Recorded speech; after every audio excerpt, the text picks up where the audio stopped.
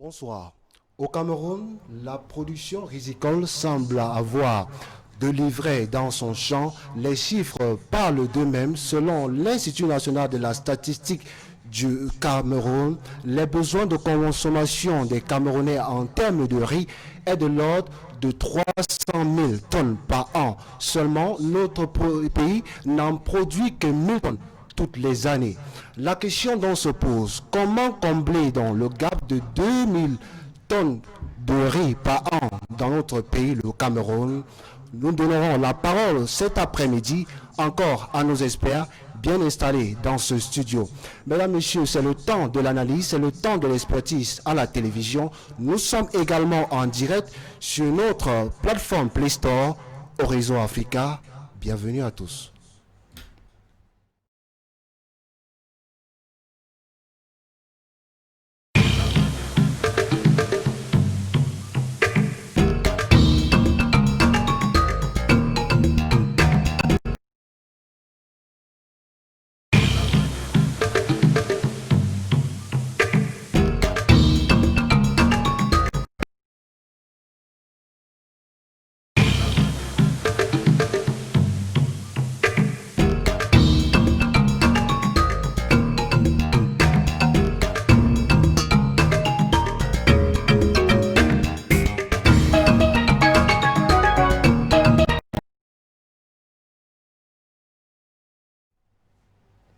Cameroun, limiter les importations du riz par la production locale.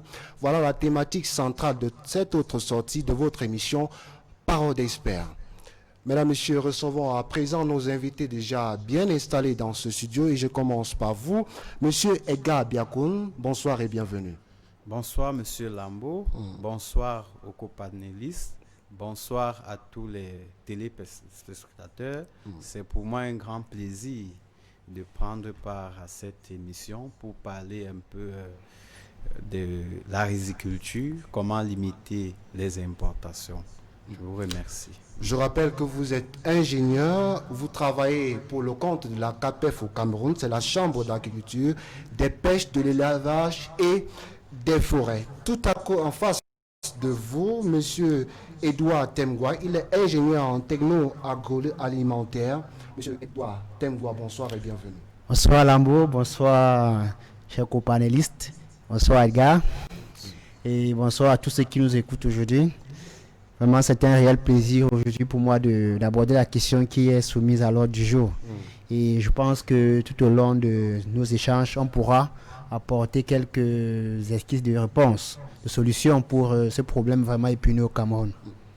Vous êtes ingénieur en technologie agroalimentaire et spécialiste en normes et qualité des produits agroalimentaires. Exactement, et aussi je précise que j'officie actuellement au niveau du comité national du Codex Alimentarius sur la sécurité sanitaire des aliments au Cameroun.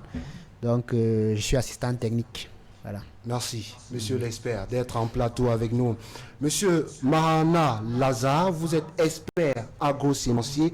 Vous êtes également un spécialiste en diagnostic organisationnel. Monsieur Lazare Mahana, bonsoir et bienvenue. Bonsoir Bixambo, c'est moi qui vous remercie. Je profite de votre plateau pour souhaiter joyeux fête de la jeunesse à tous nos petits frères. Je crois que les contradictions que nous avons apportées ici donneront une contribution efficace pour l'amélioration et la limitation des importations. Mesdames, Messieurs, je vous invite à présent à regarder avec une attention soutenue cette vidéo qui a été entièrement partagée sur les réseaux sociaux par Jacques Mangos, le président du parti d'Avril 94, qui revient un peu sur l'affaire Broly et qui dit que le riz Broly serait impropre à la consommation. Regardons et on se retrouve tous derrière avec nos experts. Alors, cher peuple du Cameroun, je vous fais cette vidéo parce que l'heure est grave. Alors, mon épouse vient de préparer du riz tout à l'heure. Ce qu'on croyait arriver aux autres nous arrive aussi. Je vous mets en garde. Voilà le riz que madame a préparé tout à l'heure. Voilà ce qu'on fait, voilà ce que ça fait. Alors, celui-là, que vous voyez dans le plateau, le voilà. Vous pouvez voir. Alors, on a fait ça. Madame a fait ça. Elle a fait comme ça, là. Voilà. Alors, ce qu'une maman a pensé, il y a une vidéo qui circule sur les réseaux sociaux. On croyait être En base, on croyait que ça n'arrivait qu'aux autres. Ça m'est arrivé moi-même. Alors voilà. Voilà ce que ça produit. Voilà, vous pouvez voir. Vous pouvez voir ça, voilà. Voilà, c'est carrément toute une boule. Vous comprenez? C'est ce qu'on bouffe tous les jours. Alors on en est arrivé à ce point dans ce pays-là. Voilà ce que ça fait. Le fameux riz qu'on mange en importe parce qu'on encourage par la production locale. Je demande à l'État de prendre des mesures. Les Camerounais meurent d'AVC. Les Camerounais meurent de je sais pas moi. On a de faiblesses sexuelles. On a des maladies inconnues. On souffre de tout genre de pathologies. À cause de ces aliments importés non contrôlés. Le ministère du Commerce fait quoi? La norme fait quoi? Voilà le fameux riz qu'on nous consomme. Voilà, il est là. C'est ce fameux riz là, c'est le riz brûlé. Le voilà. On mange du riz parfumé, c'est ça que je consomme en matin de longueur de journée. Voilà. Et voilà, ça donne ça. Ça donne ça, ce fameux riz là, voilà. Voilà, on dirait une boule. Carrément, on a l'impression d'avoir une sorte de tisse. Hein. Voilà, voilà, voilà. Voilà, et c'est carrément collant. Vous pouvez voir. Voilà, une tisse. On a envie de jouer au basketball avec. Vous voyez ça? Voilà ce qu'on a dans les ventres. On a des ventres de ballonnés, des bédènes. On pense que c'est les alcools, on pense que voilà. C'est la malbouffe. Oh que non. Oh que non.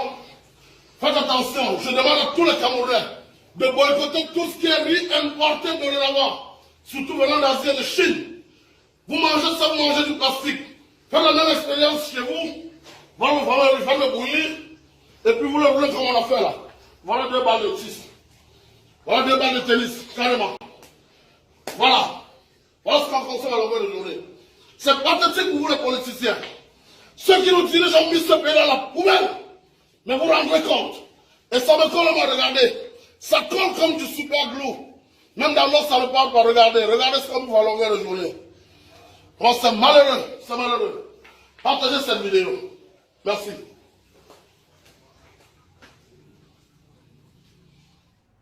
Jacques Mangos, il est dans tous ses états à cause du riz Broly. Mais pour équilibrer l'information, disons qu'après la publication de cette vidéo, l'entreprise Broly avait commis un communiqué pour démentir cette information. Le ministère du Commerce a également rapproché les deux parties et on a jugé que le riz Broly n'est pas impropre à la consommation. Monsieur Lazare Mahamat, est-ce que vous comprenez la colère du président Jean Mangos? Effectivement, sa colère est justifiée parce qu'en réalité, les Camerounais de Yaoundé, tout au moins dans les quartiers en dehors des ministères, ne connaissent pas le riz du Cameroun. Et puis du coup, on ne peut pas toujours, on n'est pas toujours sûr des services de douane sur le contrôle de la qualité. Là donc, c'est peut-être une contre-publicité contre Broly qu'on ne voudrait pas citer. Mais alors, si les Camerounais mangeaient leur propre riz, on ne serait pas à ce niveau. Edgar Biakoun, est-ce que la colère du président Jean Mangos peut s'expliquer? Bien évidemment, vous ne pouvez pas comprendre que dans un pays où le potentiel de la production nous donne toutes les bonnes caractéristiques, on continue à importer du riz aujourd'hui. Et lorsque vous le voyez, même si ce riz ne s'avère pas être celui impropre à la consommation, vous trouverez qu'il peut, avec cette vidéo, nous mettre en garde. Pourquoi pas? Pour appeler non seulement les consommateurs à bien identifier le riz qu'ils consomment, et aussi le gouvernement à diminuer les importations. Vraiment, cette vidéo, quand j'ai reçu ça dans les réseaux sociaux, tout de suite, j'ai commencé à contrôler le riz que je consommais. Et d'ailleurs, aujourd'hui, je n'en consomme plus. Je consomme maintenant le riz local. Monsieur Edouard Temgwa, on va dire, c'est donc une bonne approche du président Jean Mangos. Monsieur Lambo, vous savez, je fais partie de cette catégorie de jeunes Camerounais qui pensent que s'il faut aller loin, on va le faire avec la jeunesse. Et donc, je fais partie de cette catégorie de personnes qui, avant de dire quelque chose, il y a des instances, vous voyez. Faire des choses. Aujourd'hui, les réseaux sociaux, c'est vu par des enfants, c'est vu à tous les niveaux. Je regrette malheureusement que le nom de l'entreprise Broly ait été mis en avant parce que j'ai eu peut-être la chance de travailler ou alors de discuter avec des responsables des autorités qui ont participé à la réunion d'éclairage l'opinion sur cette question de RIB Broly. Le ministre du Commerce, dans un communiqué, a invité les deux parties. Et je crois que c'est le directeur général même, et le président directeur général autant pour moi de l'entreprise Broly. L'un des regrets, parce qu'on est devant les médias, c'est quelque chose de très important. Très important parce que le Camerounais qui nous regarde en face doit comprendre, c'est-à-dire que dans son investigation, doit comprendre des choses telles qu'elles sont. Déjà, je regrette cette vidéo pour une chose. À quel moment est-ce que cette vidéo a été tournée? Cette vidéo vient pendant les fêtes. Justement. Et nous savons bien que beaucoup d'entreprises aujourd'hui, c'est dans cette période que beaucoup d'entreprises font leur chiffre d'affaires. N'est-ce pas? Ça, c'est la première des choses. Deuxièmement, qualiticien de mon état, parce qu'effectivement, c'est ce combat que je mène avec c'est ce type de combat que je suis appelé à mener. Mais sauf que M. Jean Mangos, à mon sens, aurait pu notifier les instances compétentes. Il y a des associations de défense des droits des consommateurs qui existent et certains sont actifs, on le voit.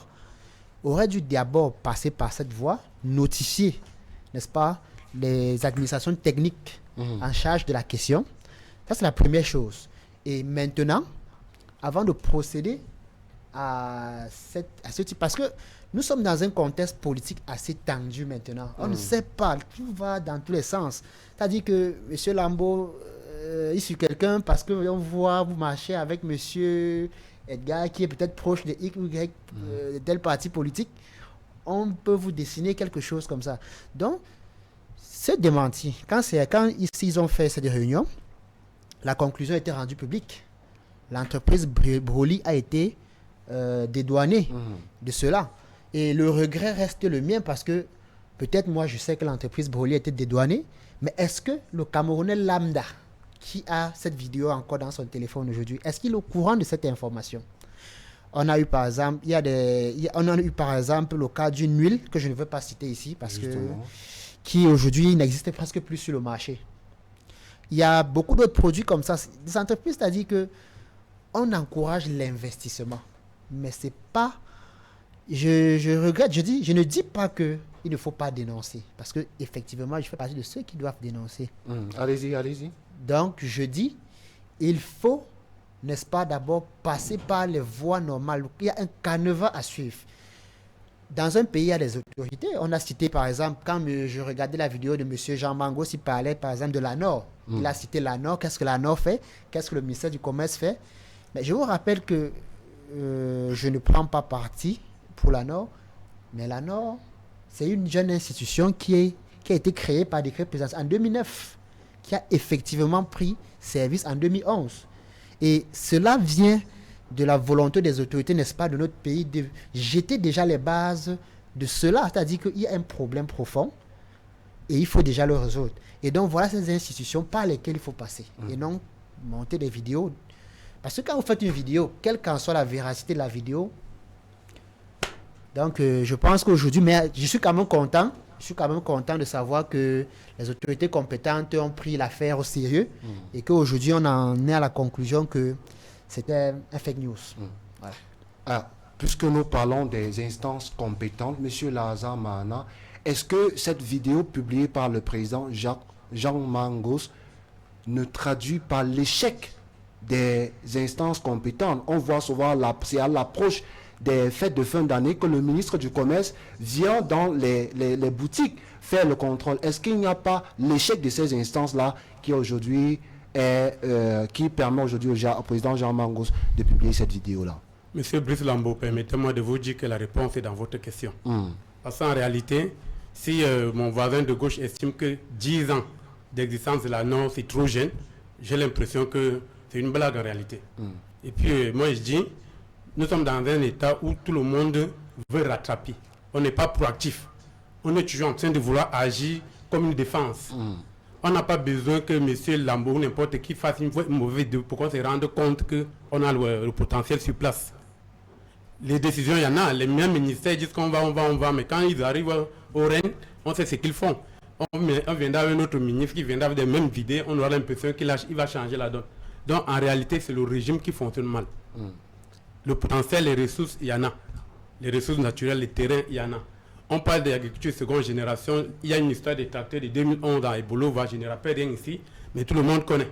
Peut-être les tracteurs, ce n'est pas pour Yaoundé, c'est pour les zones rizicoles. Il y a les plaines de Ngaoundéré, je veux dire des lacs de juste à Poussiri, c'est des plaines. Là-bas, les tracteurs peuvent s'épanouir sans conducteur. Tout à l'heure, on va parler de cela parce que c'est le plat de cette émission. Monsieur Edgar Biancoum, puisque vous travaillez à la CAPEF, quel est le rôle de la CAPEF globalement dans le champ de l'agriculture au Cameroun? Très bien, merci Monsieur Lambo. La Chambre d'agriculture, des pêches, de l'élevage et des forêts, c'est une chambre consulaire. Vous voyez, quand on parle de chambre consulaire, on parle de chambre d'une institution de représentation. Donc la Chambre d'agriculture représente les acteurs de l'agriculture, de la pêche, de l'élevage et des forêts au Cameroun. Voilà. 4 missions sont assignées à la Chambre d'agriculture. On a donc les missions de formation professionnelle. Il faut former les agriculteurs avec le grand A. On a les missions de promotion économique. Il faut promouvoir leur production à travers les foires, à travers les journées portes ouvertes et les ventes promotionnelles. Il y a les missions d'investissement. Ça veut dire qu'il faut apporter des appuis en termes de matériel, d'équipement aux agriculteurs pour booster leur production. On a également la mission de promotion économique que j'ai dit. À l'intérieur, on a la représentation parce qu'il faut promouvoir nos produits à l'intérieur du pays comme à l'extérieur. Vous voyez, la Chambre d'agriculture participe aux grandes foires internationales. Donc voici un peu le rôle de la Chambre d'agriculture. C'est une chambre consulaire, c'est une institution étatique. Monsieur Mahana, le constat est clair. Notre pays, le Cameroun, a besoin chaque année de 300 000 tonnes de riz pour que nous soyons assez pleins dans le ventre. Mais notre pays n'en produit que 100 000 tonnes. Quelle est la cause? La cause de ce gap de 200 000 tonnes. Les causes, un Camerounais sérieux peut les identifier. C'est ce que nous appelons au quartier les affaires, le business. Les décideurs se font de ça un business. Parce qu'en important, ils ont certainement du gros lot. L'argent que l'État vit dans l'importation, on pourrait l'implanter dans la production.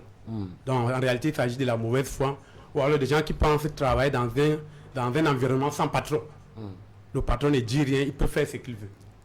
Mais est-ce que les raisons ne sont pas ailleurs? C'est-à-dire qu'on ne produit pas assez dans les régions qui devraient permettre la production du riz. Est-ce que les raisons sont simplement institutionnelles? Non. J'ai dit les potentialités, il y en a. Mais on a besoin du politique pour les viabiliser. Si j'ai dit les 3 régions septentrionales, on fait du riz. On fait du riz dans la région du nord-ouest. On fait du riz à l'ouest. Dans le centre, on fait le riz. À Kono, Lengayananga et Boko. Partout, on peut faire du riz. Mais alors, on ne se lève pas un matin, on laboure sa coupe pour faire du riz. On a besoin d'un paquet technique, d'un soutien économique, d'un lobbying, même du marketing pour faire du bon riz. Mais alors, on produit, le riz produit dans ces zones-là, c'est stocké devant les ministères pour que le ministre voit qu'il y a le riz de Yago au Cameroun, et puis c'est tout. Justement, Monsieur Edouard, nous avons parlé au Cameroun. Au départ, la Sodérim était là. Ensuite, il y a eu la SEMRI. Aujourd'hui, l'Opawam Valley de Développement Authority, l'une va dans le nord-ouest. Oui. Est-ce que la fermeture de toutes ces instances-là, de toutes ces sociétés qui avaient en charge le riz, n'a pas contribué à la situation dans laquelle nous sommes aujourd'hui, c'est-à-dire un gap pratiquement de 200 000 tonnes par an? Monsieur Lambo, je ne vais pas tenir un langage, je dis bien, je ne vais pas tenir un langage de fermeté en tant que tel. Parce que vous savez, on est dans un pays qui est régi par des institutions et à un moment donné, chacun fait son travail. Vous voyez, il ne faut pas toujours, à un moment donné, tirer sur X ou Y parce que. Mais ce que je vais dire, le regret, et en même temps, ce qu'il faut noter, c'est que notre pays en ce moment est en proie de beaucoup de crises sociopolitiques. Vous voyez, à l'extrême nord, il y a la crise avec la guerre avec Boko Haram, à l'est. Et vous voyez les camps de concentration, les camps de réfugiés. Et vous savez que Enfin, nous savons que le riz, c'est la principale denrée qui est utilisée dans ces camps. Vous verrez même quand il faut faire les dons dans les prisons, c'est d'abord le riz. Ça veut dire que quelque part, le riz a joue un rôle très important au-delà des prévisions de consommation de la population locale, qui est estimée à 300 000 tonnes. N'est-ce pas? Donc, dans ce contexte, il faut ravitailler ces zones en proie de guerre, avec des réfugiés, des gens déplacés et tout. Il faut ravitailler déjà ces zones. Donc, c'est à partir de cela. Maintenant, ces entreprises, comme vous dites, c'est vrai, je garde encore en souvenir ce regret que j'ai eu quand je suis allé dans la localité de Lac-d'Eau, au niveau du Nord Cameroun, où j'ai vu des producteurs, n'est-ce pas, qui produisent du riz paddy, parce que le riz, quand il n'est pas encore décortiqué, on l'appelle riz paddy, qui m'ont fait savoir qu'auparavant, ils avaient une machine décortiqueuse pour la localité, et qui se plaignaient du fait qu'aujourd'hui, ils sont obligés, n'est-ce pas, par défaut de cette machine, de transporter, par exemple, le producteur qui produit 4 sacs, transporte ces 4 sacs à partir de la Benue, il traverse vers le Nigeria, il va décortiquer ces 4 sacs, et est obligé, pour pouvoir supporter les frais de décortiquage, de vendre peut-être 2 sacs au Nigeria. Et maintenant, il peut rentrer au Cameroun avec autour d'un sac à compter du de lundi 28 janvier 2019. Donc, c'est assez regrettable. C'est assez regrettable que... On revient à vous tout à l'heure. La réalisation nous fait signe qu'on doit avoir une plage de publicité. Mesdames, Messieurs, la suite c'est dans un instant.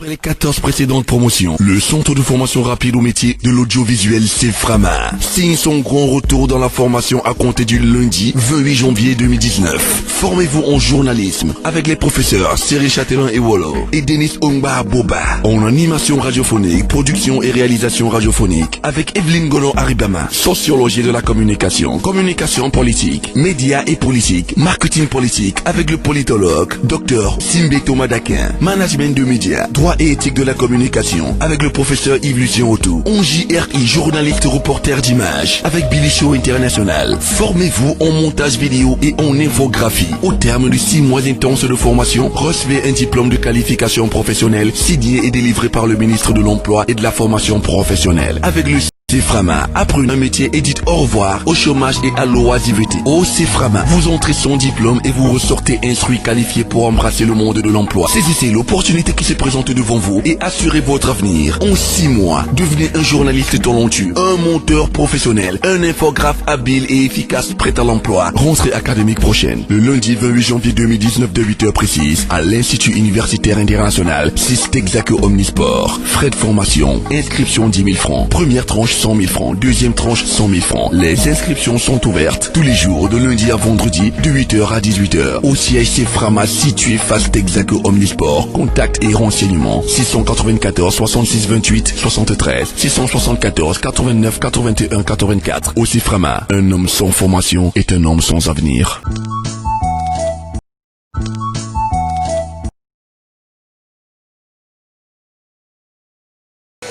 EPRV Press Award 9e édition du 16 février au 2 mars 2019. Cérémonie de récompense des acteurs de la société civile, du monde économique et politique qui se sont distingués au cours de l'année 2018 à travers une gestion saine dans leurs domaines respectifs. Au programme, marche sportive, remise des dons, conférences, débats. Vendredi 2 mars 2019 au Palais des Congrès de Yaoundé. Grande soirée de gala avec remise des distinctions. Infoline 695 38 40 52. Valclair, issu des collines rocheuses de Mbangomo dans la région du centre Cameroun, l'eau minérale Valclair est idéale pour la consommation. Captée et soumise à des tests de qualité, elle reste pure pour assurer l'équilibre et la santé des uns et des autres. Recommandée par tous et pour tous, elle s'installe ainsi sur vos tables pour votre grand bonheur. L'eau minérale Valclair, c'est la pureté, c'est la qualité.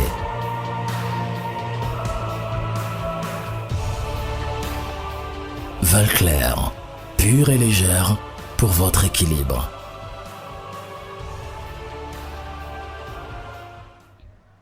Merci infiniment à tous ces annonceurs qui nous font confiance. Certainement avec vous, nous ferons des exploits. Monsieur Edouard Tengwa, avant cette tranche de publicité, vous avez la parole et on parlait justement de ces entreprises qui ont fermé. Oui, donc je disais, Le problème aujourd'hui, c'est à ce niveau, parce que à l'ACDO, quand j'ai vu ça, c'était regrettable.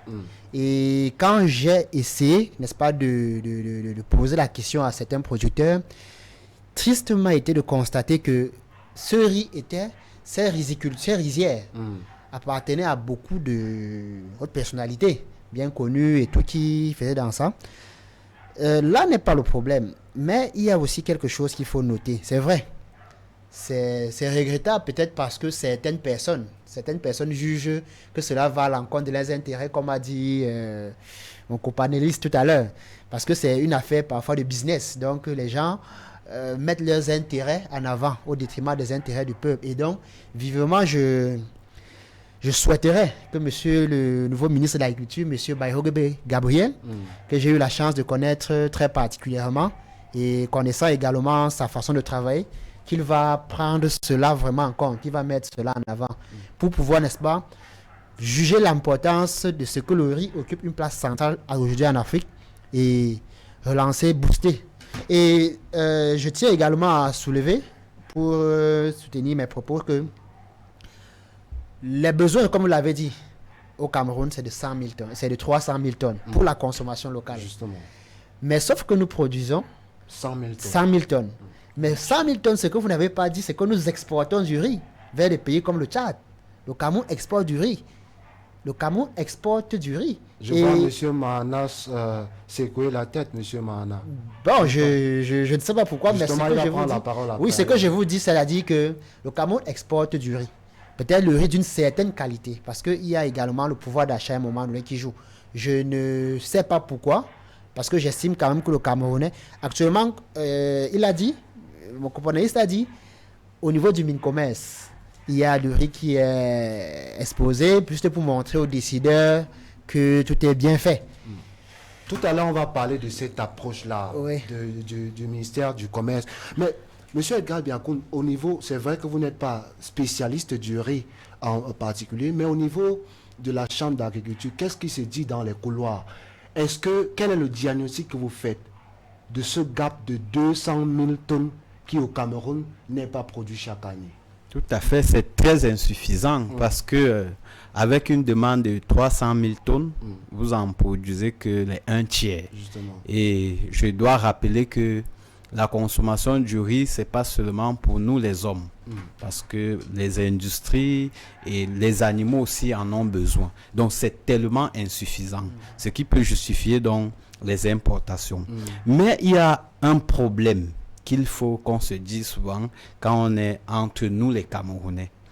Le riz, on a plusieurs variétés. On a le riz pluvial, qu'on cultive en fonction des saisons de pluie. On a le riz irrigué, qu'on peut mettre et avoir un système d'irrigation. On a le riz inondé, qui n'est véritablement pas encore produit au Cameroun. Vous voyez que tout le Cameroun peut produire le riz. Que vous soyez à l'ouest, que vous soyez au nord, que vous soyez dans le Grand Sud, on peut produire du riz. Et c'est encore paradoxal, c'est que le riz est consommé, c'est le deuxième céréale consommé dans le monde entier, après le blé, je crois. Après le blé, c'est le riz. Vous voyez que, au lieu que nous nous concentrons à produire ce genre de culture, on produit parfois des cultures qu'on ne consomme véritablement pas. Je vais citer par exemple le cacao ici. Donc, il faut que le gouvernement ait la vision de l'État, n'est-ce pas, qu'on choisisse des spéculations qui peuvent, n'est-ce pas, garantir d'abord notre propre sécurité alimentaire et imposer même au niveau mondial. Quand on a les réfugiés dans le monde, on n'a pas que les réfugiés au Cameroun, partout ailleurs, quand on a des réfugiés, comme mon panéliste l'a dit, il faut apporter du riz. Parce que le riz a cet avantage, c'est qu'il ne périt pas. C'est pas un élément, un nutriment qui se, voilà, une denrée qui périt rapidement. Mais aussi, on a les problèmes au niveau de la semence. L'IRAD fait beaucoup d'efforts, mais ça, il n'y en a véritablement pas. Quand vous voulez mettre 10 hectares de riz en culture, vous allez beaucoup marcher pour avoir la semence. Ça, c'est ce que nous, on fait comme diagnostic quand on est à la Chambre d'agriculture. Maintenant, il a soulevé un problème pertinent. Pour les petits producteurs qui sont là et qu'il faut encourager, ils ont ce problème de décortiquage. Vous voyez, moi je ne sais pas pourquoi on ne peut pas mettre tous les acteurs. On a des génies qui sont formés à Polytechnique qui peuvent nous fabriquer des petites machines de décortiquage de riz et on met ça dans les bassins de production. Vous voyez un peu. Donc, si on ne peut pas, on ne mange pas le riz paddy. Il faut d'abord le décortiquer. Ça veut dire, si on ne peut pas le décortiquer, le producteur, moi j'ai vu également au nord où on pilait le riz dans des mortiers, vous voyez. C'est trop de travail et on ne peut pas être compétitif.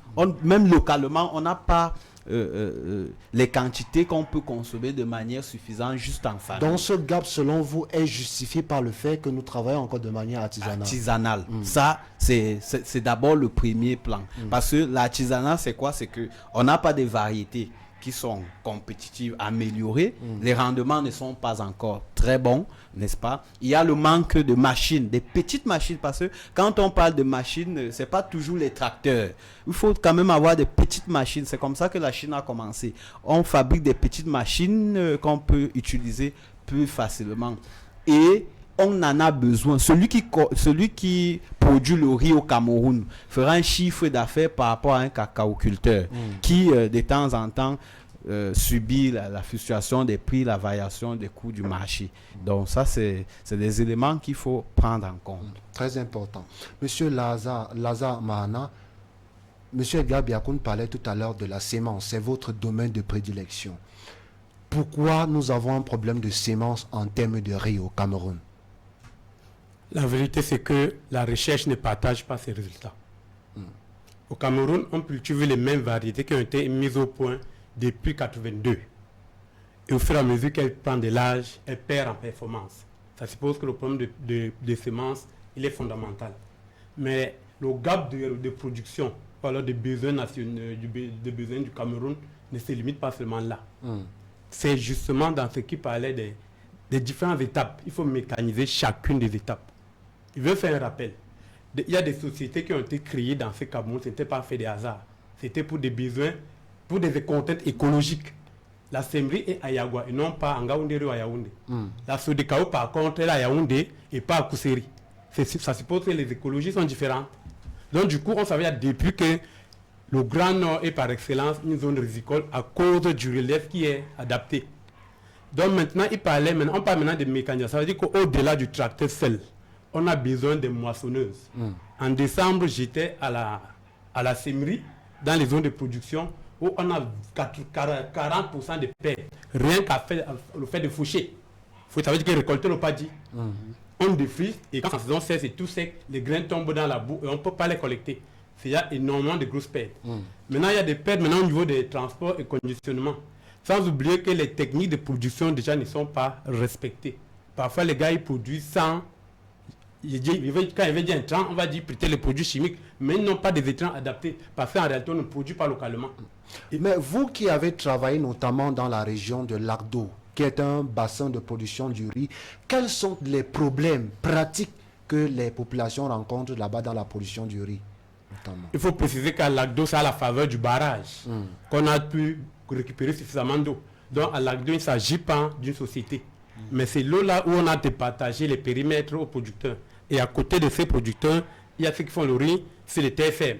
Je voulais revenir pour faire la position à mon collègue d'en face qu'il n'y a pas ce qu'on appelle une variété inondée. On a deux types de riz. L'irrigué et le pluvial. Irrigué, ça veut dire qu'on arrose en permanence. Pluvial, ça tend la période de pluie. Si c'est irrigué, forcément, on peut mettre l'eau en inondation.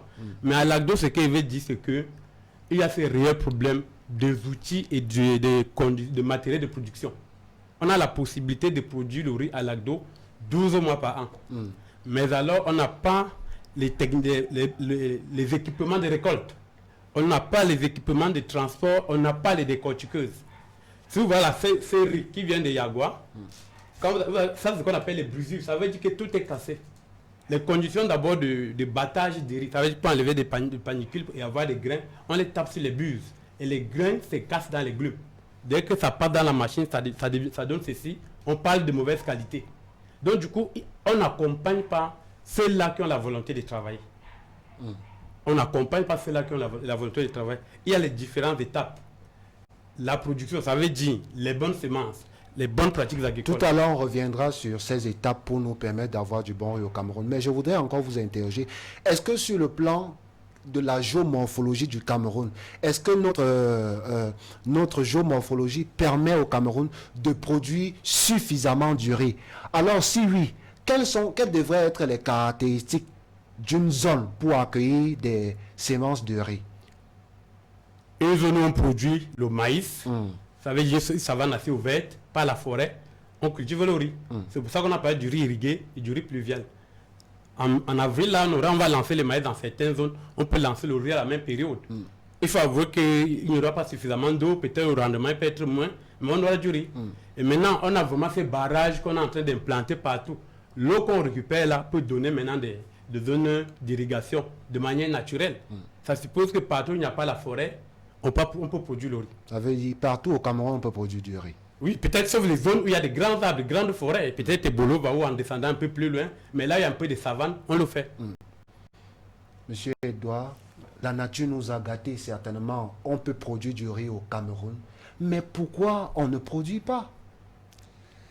Vous savez, le Cameroun, c'est l'Afrique en miniature, comme on l'a dit. C'est un pays qui a presque toutes les zones agroécologiques.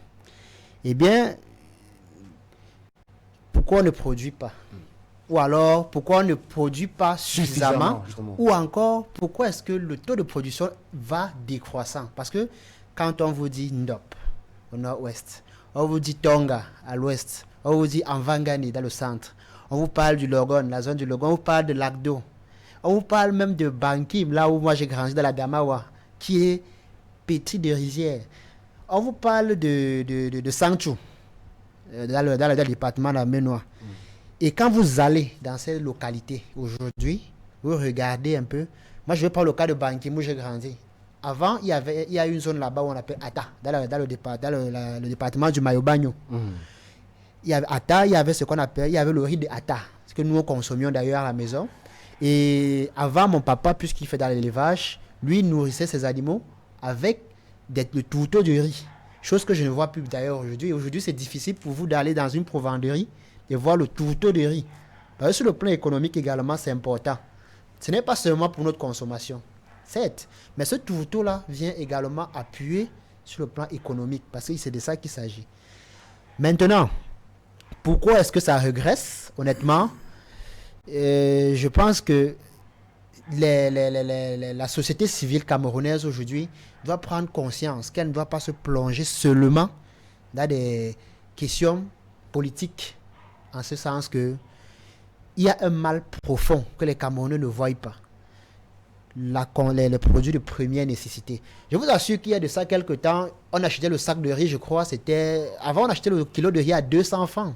200 francs. 150 francs, 200 francs. Mais plus le temps avance, plus on se rend compte. Tout récemment, quelqu'un a attiré mon attention sur le fait qu'il allait dans une boutique, on lui a vendu le kilo de riz à 550 francs. Je n'ai pas compris pourquoi. Ma maman achetait souvent le sac de riz à 10 000. Mais aujourd'hui, tu n'as pas 17 000, tu n'as pas 16 000. On va te dire que c'est en fonction de la qualité du riz. Or, on trompe le consommateur. Je vais vous dire ce que certains commerçants véreux font. Ils prennent du riz parce que le consommateur se dit, quand tu vois le sac peut-être de telle couleur avec tel design, alors c'est le bon riz. Le consommateur est habitué comme ça. Et c'est ce qu'on fait savoir aux gens. Mais qu'est-ce que les commerçants font? Quand ils achètent ces riz, ils ouvrent, ils détachent ces sacs, ils permutent. C'est-à-dire que le riz qui d'habitude, il achète moins cher parce que le consommateur sait que c'est reconnu moins cher. Il ouvre des sacs et il charge ce riz dans des sacs réputés pour être cher. Donc le consommateur n'achète plus la qualité du riz, mais il achète la couleur du sac. Donc c'est regrettable. Et vraiment, une fois de plus, je dis, et je le redis encore parce que on est dans un État, dans un pays organisé. Je peux que appeler, n'est-ce pas, je peux qu'attirer une fois de plus l'attention de monsieur le ministre de l'Agriculture sur ce point, de prendre vraiment ce problème de riz bras le corps et en faire une affaire personnelle. Et également interpeller la société civile.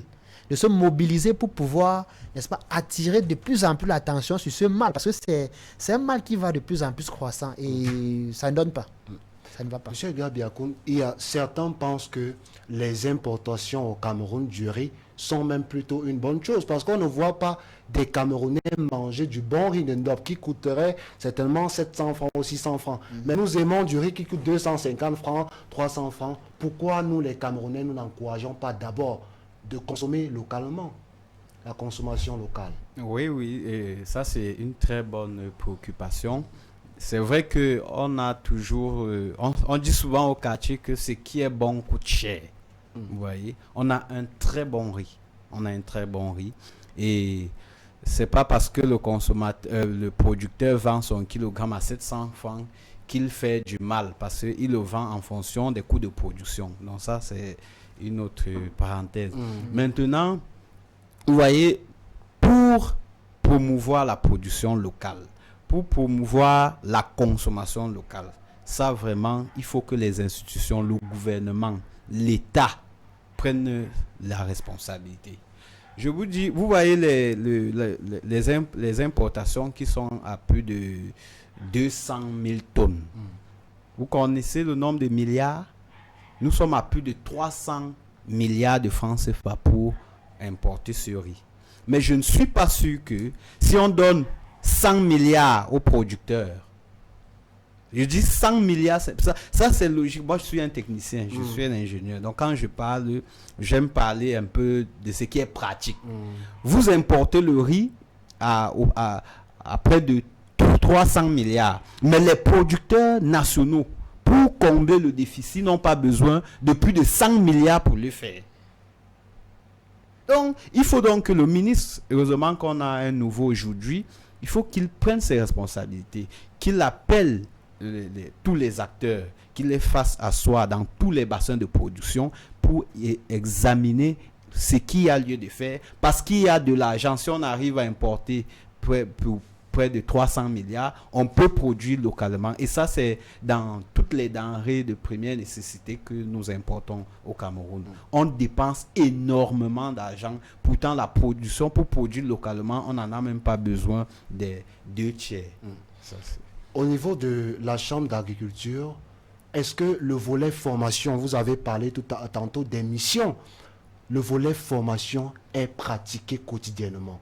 Est-ce que vous formez suffisamment les agriculteurs sur les questions du riz? Tout à fait. On forme, là, vous savez que la Chambre d'agriculture est nationale. On a déjà les délégations régionales dans chaque région. Et la Chambre d'agriculture a deux types de formations. On a les formations initiales.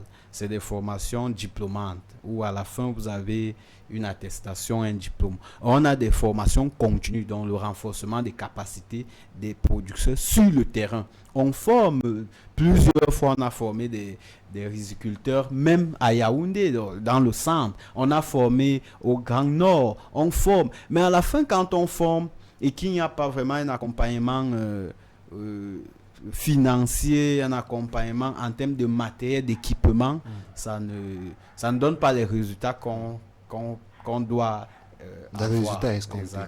Monsieur Lazare Mahana, est-ce que vous, en tant qu'expert, vous travaillez notamment sur les questions de semences, vous avez été souvent appelé à la table du débat concernant les questions du riz dans notre pays, le Cameroun? Ou alors vous mettez souvent votre expertise à contribution des Camerounais? Oui, je dois d'abord reconnaître que je ne représente aucune institution. Ça suppose qu'on peut me considérer comme parti civil, libéral, n'importe quoi. Justement. Mais ce que je veux dire, c'est que tout ce que nous pouvons engager comme action, c'est pour le compte de notre pays. Tout à fait. Donc nous faisons des recherches, nous avons besoin de l'accompagnement pour vulgariser. Si j'ai fait un travail en station, ça me donne des résultats. Maintenant, il faut diffuser, il faut vulgariser. Alors là, ce n'est pas moi qui fais ça. Et si je suis invité pour défendre, je vais défendre. J'ai parlé de l'aspect semences quand j'étais à l'ACDO à l'époque. On n'a jamais pu le volet semences. Et ceux qui multiplient les semences, en réalité, c'est la même chose qu'ils font, mais dans un coin précis. Après, on reprend ça, on vend aux amis. Maintenant, il faut savoir si c'est véritablement semences au sens propre du terme. Si vous permettez, je veux conduire parce que moi, je paye jamais mes dettes. Justement. Mon voisin de gauche dit que le Cameroun exporte le riz au Tchad. Ça, c'est faux. Parce que je travaille au Tchad toujours sur le riz. La plaine rizicole du Tchad est 4 fois celle du Cameroun. Le riz du Tchad va au Nigeria, comme le riz du Cameroun va au Nigeria. Mais est-ce que c'est de l'exportation propre ou ça va frauduleusement? Maintenant, les économistes vont bien m'expliquer la différence entre les deux. Si on dit exporter, ça veut dire qu'il y a les devises qui rentrent au Cameroun. Non, c'est frauduleux. Donc, du coup, moi, j'étais en 2012 à Yagua, où on m'expliquait que quand un producteur a son champ en maturité, un opérateur vient acheter le champ, on prend les mottes, les mottes et les paddies, on met dans le camion. Ça va au Nigeria. Au camion, les mottes vont rester pour le bétail et les grains de riz vont aller en Europe ou alors en Asie. En Asie, on décortique avec des équipements efficaces. Le bon riz revient vendu cher en Europe. Le mauvais riz, on vient nous vendre à 400 francs au pays. Maintenant, je suis reparti parce que tout de suite, je vais essayer de vulgariser le made in Cameroun. Je voulais savoir pourquoi est-ce que le riz de Yagua n'est pas dans la boutique du Sénégalais, ici à Yaoundé. Ça, c'était ma question. Parti Yaoundé là-bas. On m'a demandé de voir le responsable marketing qui m'a donné un rendez-vous et il n'a pas honoré. J'ai demandé aux gens pourquoi ça se passe comme ça. On m'a dit que le gouvernement est en train de. Et c'est ça qu'il faut regretter dans notre gouvernement. Parce qu'on n'a pas de chef, on se fixe le délai qui est relativement long. Et ça ne nous aide pas. Non, mais pour Allez-y, répondre allez-y. à... Oui, le problème que vous posez se justifie. Pourquoi on ne peut pas avoir le riz chez le Sénégalais ou dans les boutiques à Yaoundé? Parce que la production est minimale, elle est basse. Tout le monde ne peut pas avoir accès à ce riz. C'est-à-dire que le riz de Yagua, on le mange On à ne peut, Yagua. oui, ça ne suffit même pas. Peut-être aux populations de Yagua qui constituent... J'espère que vous savez de quoi vous parlez. Hein? Bien évidemment, je vous dis, parce que le Grand Nord, comme on peut prendre les 3 régions, renferme plus de la moitié de la population Si du on tout Cameroun. manger, on n'aura rien devant les ministères. Hein? Non, vous avez dit, si pour les ministères, c'est pour les ministères. Vous ne savez pas quelle est la politique. Peut-être pour le ministère, c'est juste une vulgarisation, une promotion. La promotion ne veut pas dire apporter toute la production dans un lieu. Quand on vient promouvoir, c'est juste pour dire on en a ou on le Et produit. donc, c'est bon, on peut trouver ça là-bas. Donc on ne peut donc pas avoir, tant qu'on n'a pas augmenté les productions, c'est parce qu'on n'a pas des amis ou des connaissances à la semerie pour nous donner leur production escomptée ou leur production actuelle. Mais lorsqu'on nous dit, l'INS nous dit c'est 100 000 tonnes, ça justifie qu'on ne peut pas avoir tous accès à ce riz. Ça justifie qu'on ne peut pas avoir le riz camerounais dans toutes les boutiques. Donc notre problème c'est de maximiser la production, on l'aura partout et on va diminuer les importations.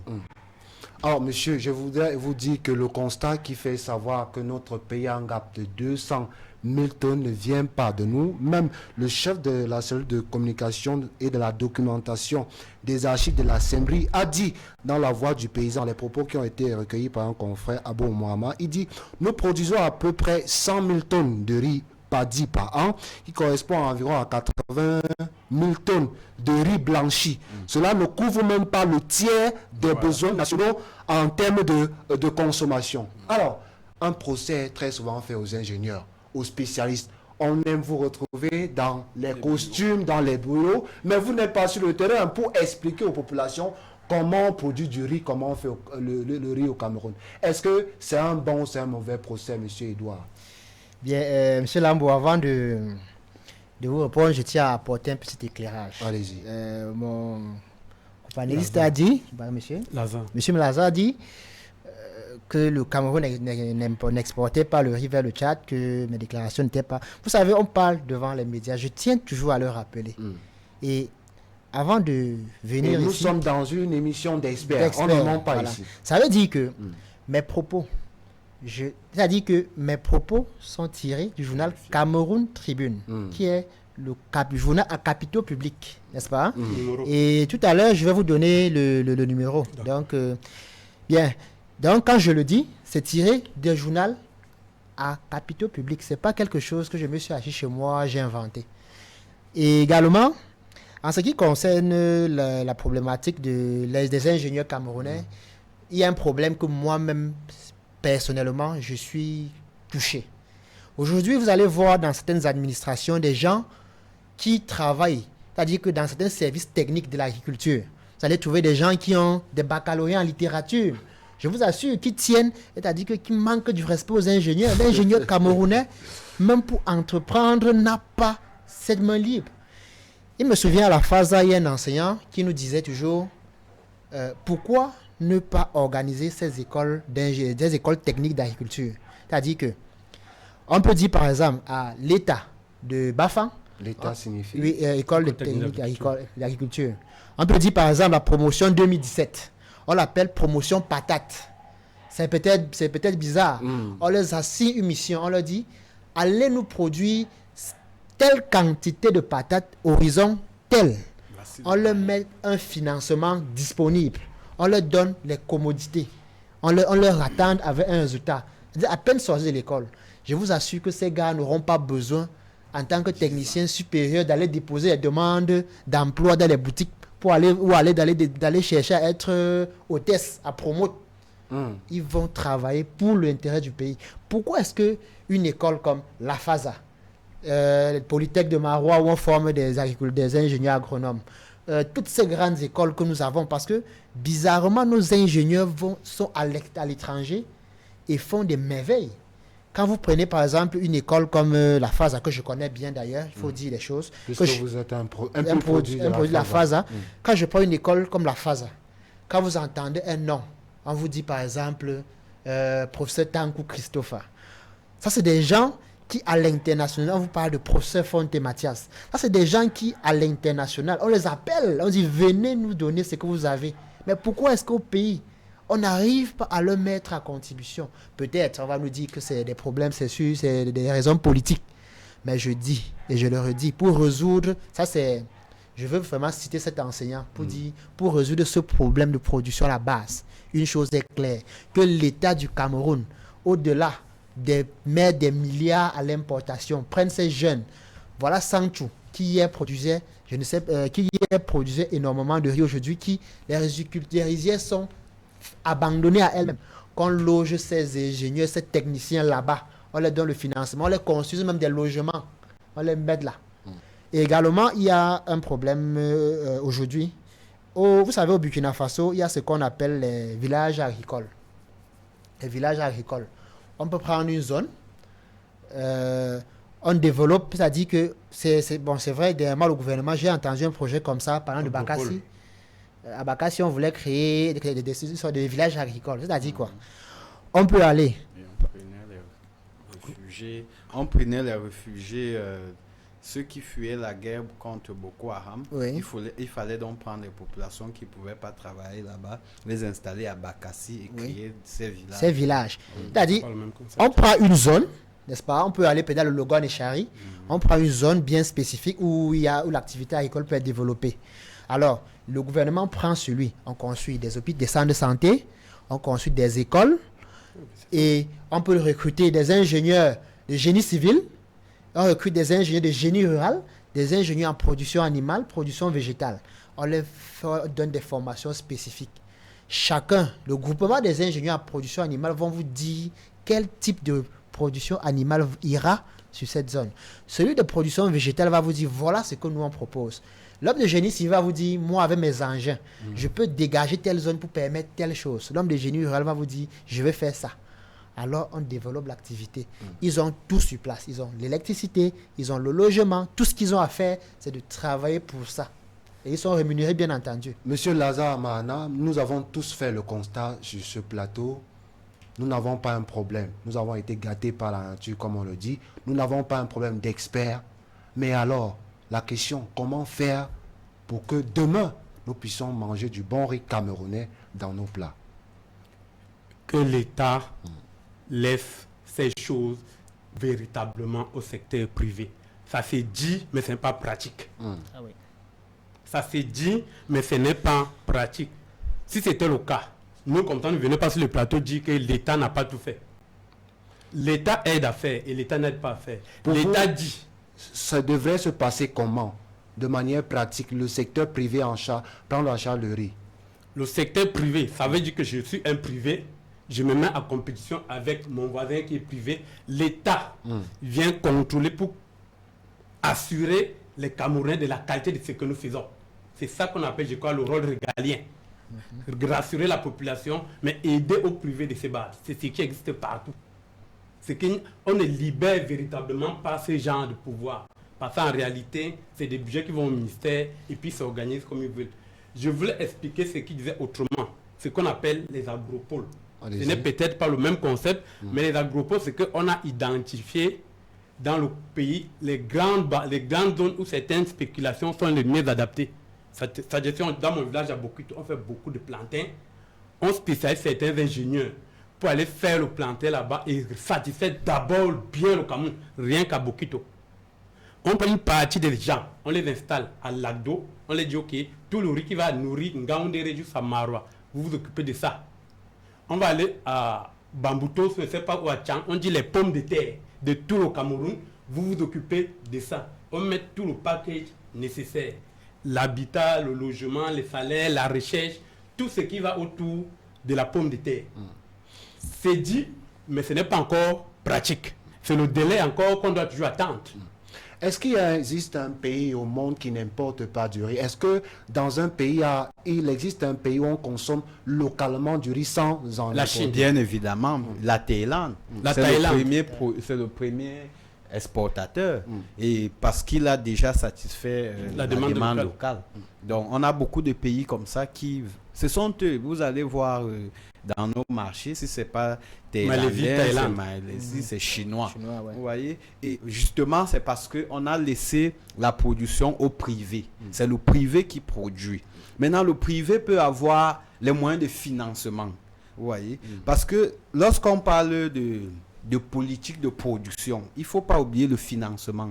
Et le financement, c'est la banque. La banque. Il faut que l'agriculteur ait accès au crédit. Si vous n'avez pas accès au crédit, vous ne pouvez pas produire. C'est ce qu'il faut faire.